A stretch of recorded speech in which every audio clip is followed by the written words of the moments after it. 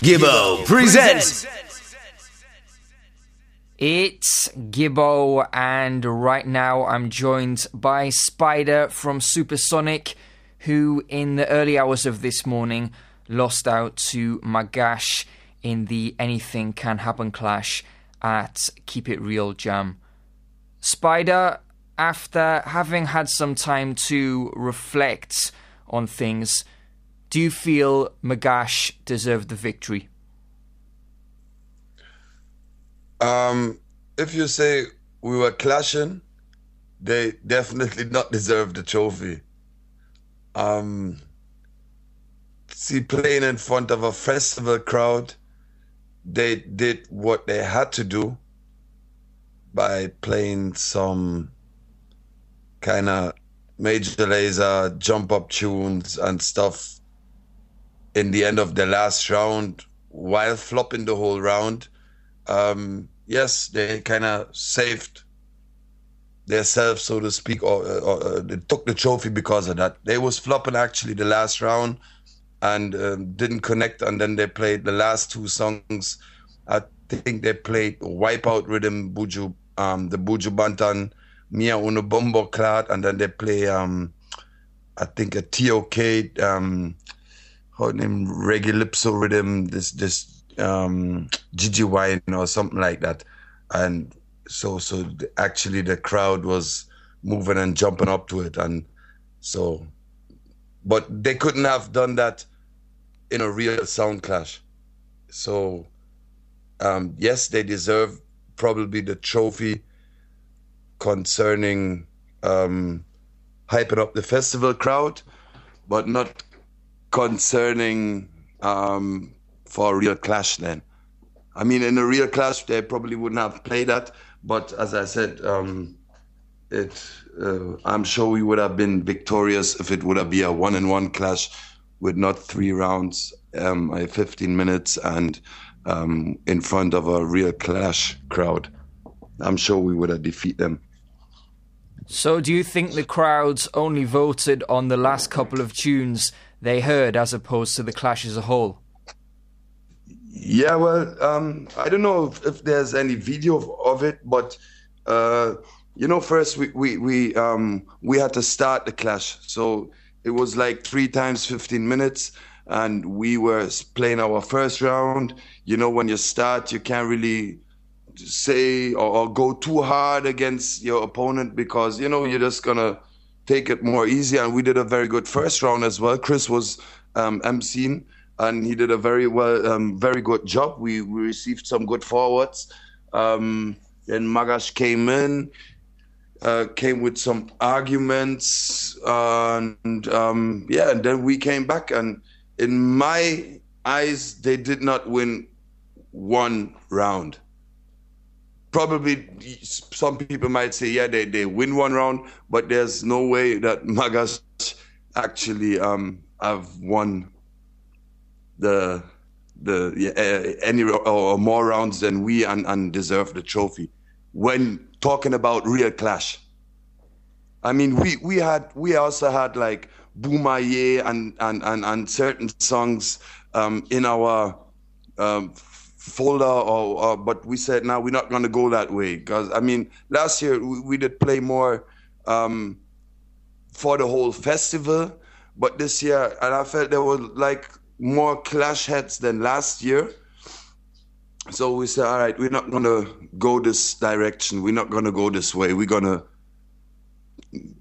keep it real. Because the name of the festival is Keep It Real Jam. So, and even those people who were there on the festival, you know how it is, Gibbo. It's like in the middle of countryside. So something big happened. Everybody's coming out, the young kids who probably not even into dancehall music, just because something is happening. But we wanted to show them, like, all right, this is how clash goes, and you're not really gonna play jump up tunes or like those Major Lazer and hype tunes. We show them what is like real clash vibes, and so yeah, that's our side of the story.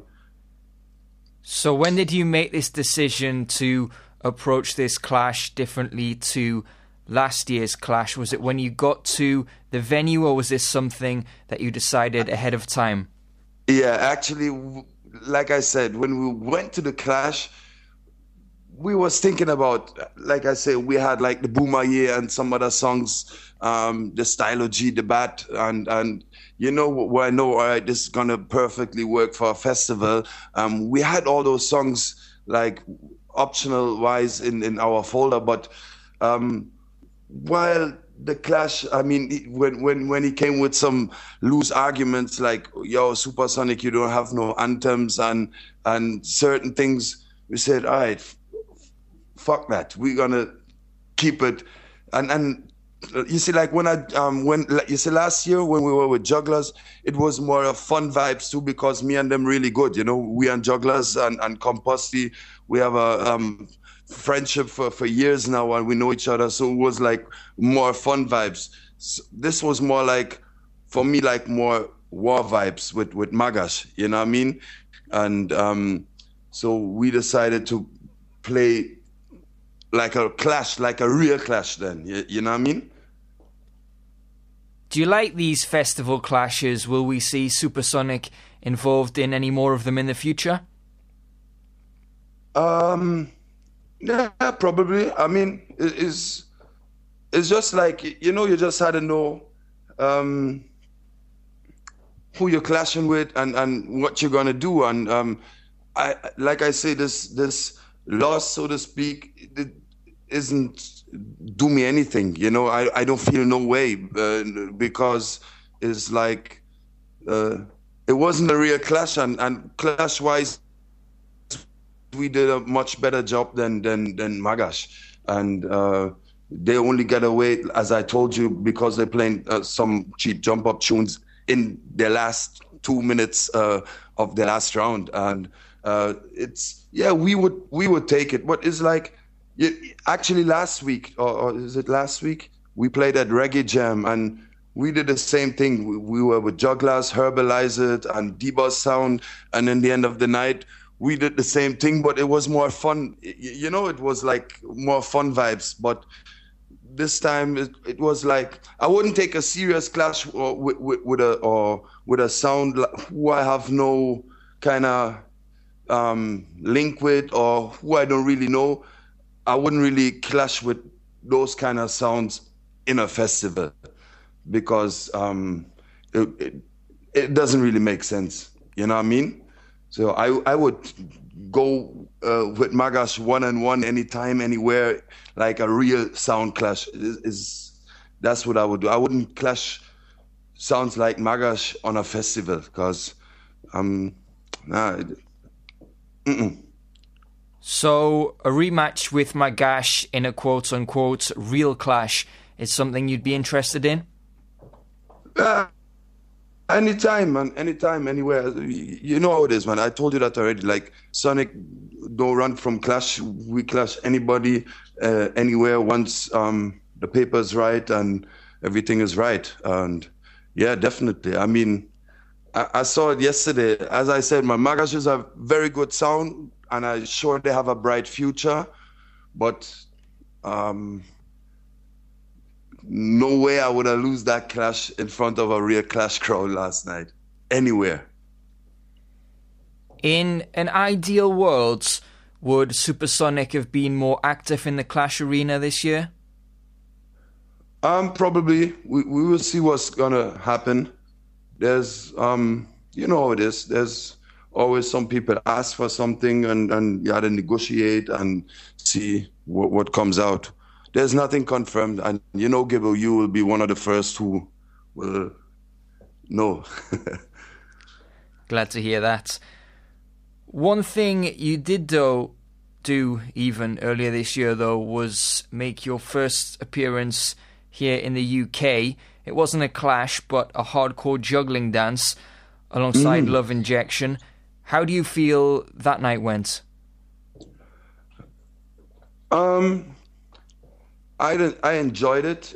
It was how to say? I think we started very well.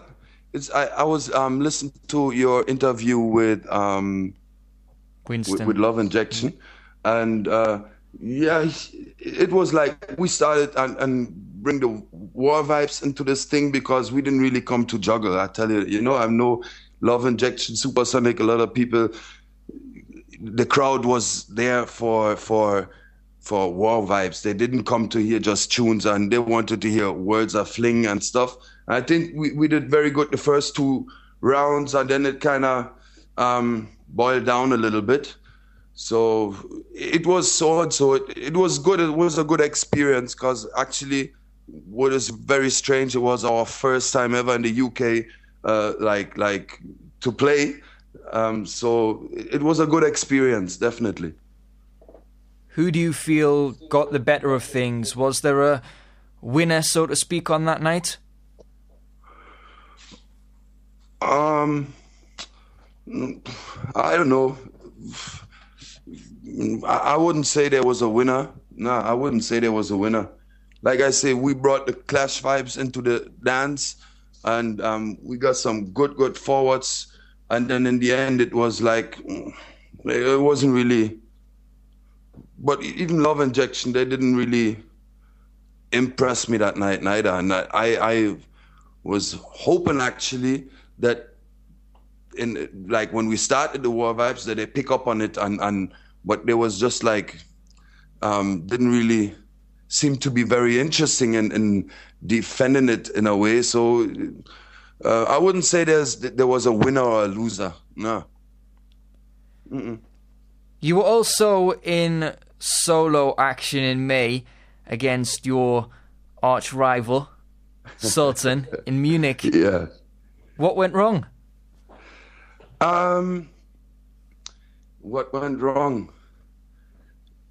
It was, in the end of the clash, it was also, I think, only like 3 times 10 minutes, or no, two times 10 minutes, and then tune for tune or something like that. I can't really remember. It was very short, and actually I had all the folders with all the dub plates and our music.